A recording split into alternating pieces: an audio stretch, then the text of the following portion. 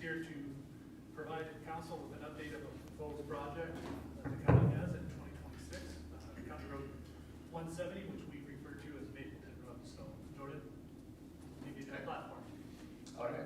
Thank you guys for letting me come and speak tonight. Just kind of give you an update and let you know kind of where we are in the whole design process. This County Road 170 project. So if you're not, which you probably aren't super familiar with this project, it's a project that got into our highway improvement plan, I believe in 2021. And now, a couple of years in, we're in the preliminary design phase. The project starts at the Cass County line and goes all the way to Mount Nash, which is just west of Forest View Middle School. The project itself is going to be a reconstruct. So with a reconstruction project, it's basically tear up the whole road and start from scratch. Get proper drainage, bring up the curves and the road design to MnDOT safety standards. So on this slide, we've just got some project goals and stuff that we look for when we started the project. So from a safety standpoint, obviously we want to create a safer road for the motorists, for local residents, obviously pedestrians as well, as that's a big thing after talking to a few of the residents along the road. And then also fix some of the design deficiencies that are currently out there right now. This road was last paved, I believe, about 24 years ago, so our safety standards have come a long way since then. With the pavement being almost 24 years old or so, that pavement started to deteriorate, and it's to the point where something needs to be done. From a right-of-way standpoint, the way the county typically goes about it in these rural roads, we look to get 50 feet of right-of-way on each side of the road. That provides safety from trees and whatnot that are too close to the road for vehicle collisions. It allows us to get proper drainage by creating those 6-foot ditch bottoms. It allows the sun to shine on the roadway in the wintertime. I don't know if you're familiar with that road in the winter, but it turns pretty treacherous and icy when that sun can't reach the pavement.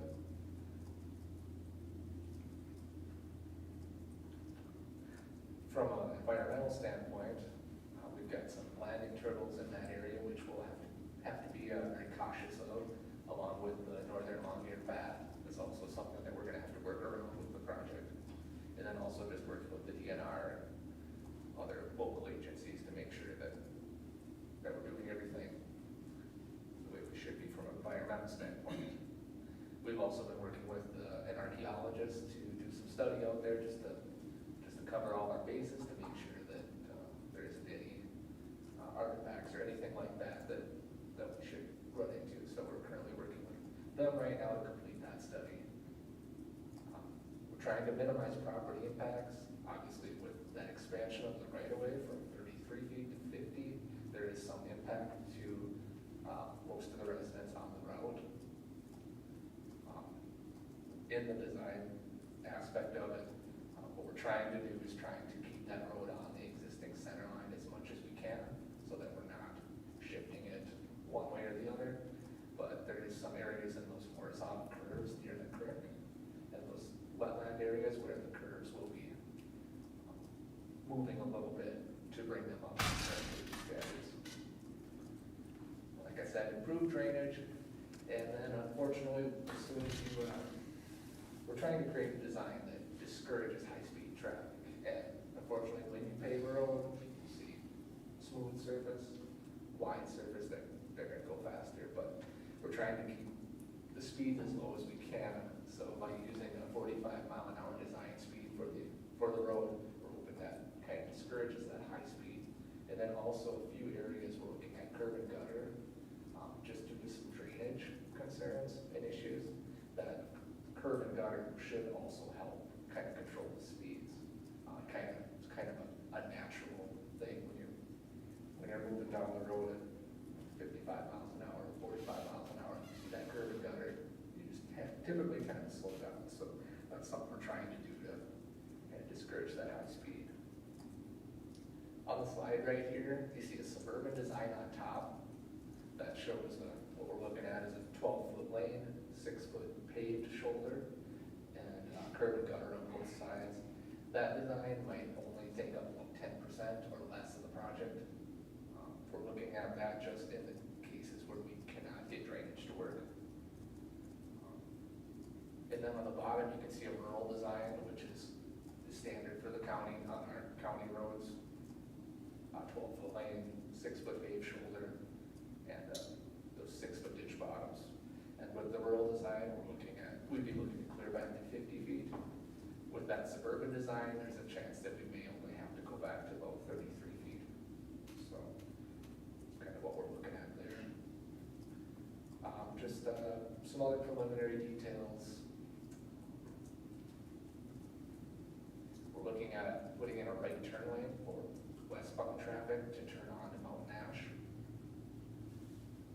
I had mentioned the 12-foot lanes and 6-foot paved shoulders. I've already got quite a few positive comments from everyone I've met on the road about that. A lot of pedestrian movement, or a lot of people that like to get out there, and I think this will help them out. And then from a construction schedule, like I said, this is planned for 2026. Cass County is also doing their end of the project. It will start from Cass County, from the county line, and go west. They're doing that the same year as well. So they'll just tie into our project. Clearing and grubbing would take place in the fall of 2025. That's when they come in and take out the trees. That would just be due mainly to the northern long-ear bat. We have to do that tree clearing in the winter. Should have the plans about 90% complete next fall, and we'll be looking to purchase right away next summer. And then I plan to come next summer and looking for a municipal consent from the city as well. And then I've been hoping to get a fall or winter public meeting to kind of get all the residents together and just kind of give them a brief update, take input, and just see what kind of questions they have.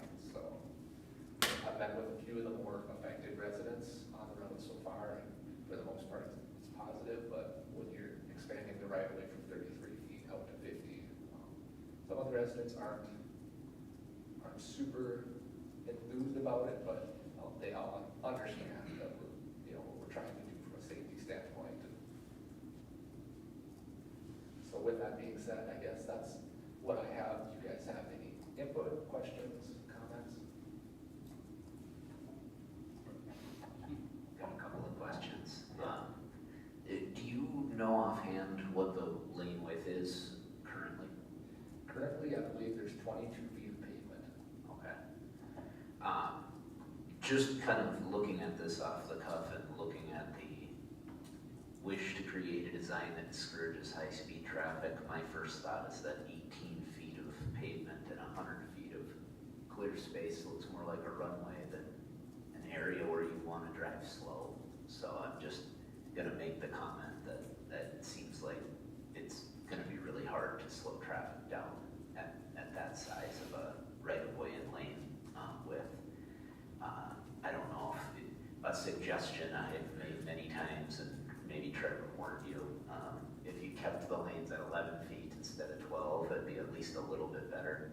I'm just curious too. I'm sure it would cost a ton more and would be a nightmare, but instead of having 12 foot of shoulder on the roadway, would it be possible to have 10 feet of separated trail instead? I just throwing out the idea. I'm sure there's good reasons why it shouldn't be done, but those would be my comments. Okay. Yeah, we have looked at doing those 11-foot lanes, and we do have them on some of our county roads, and that's certainly something we can look into. I think it depends on the traffic levels, how we kind of determine whether we go 11 or 12, but I'll certainly take that into consideration.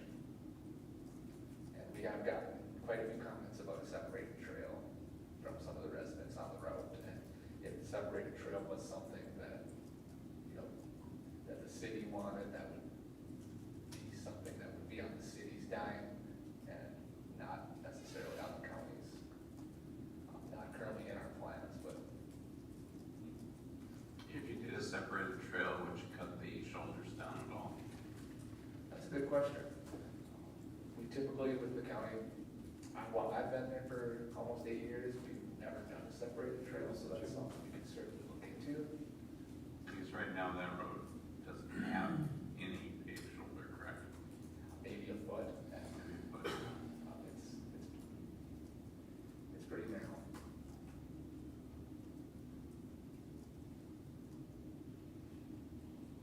And that photo on the previous slide kind of gives you a good one, maybe one more.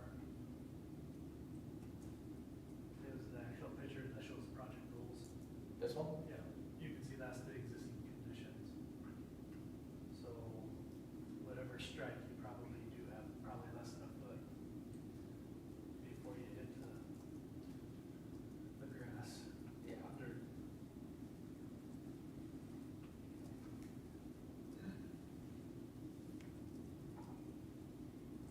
the public information meetings, that's, you people make the invitations and. Yep, I'll send out information to all the residents.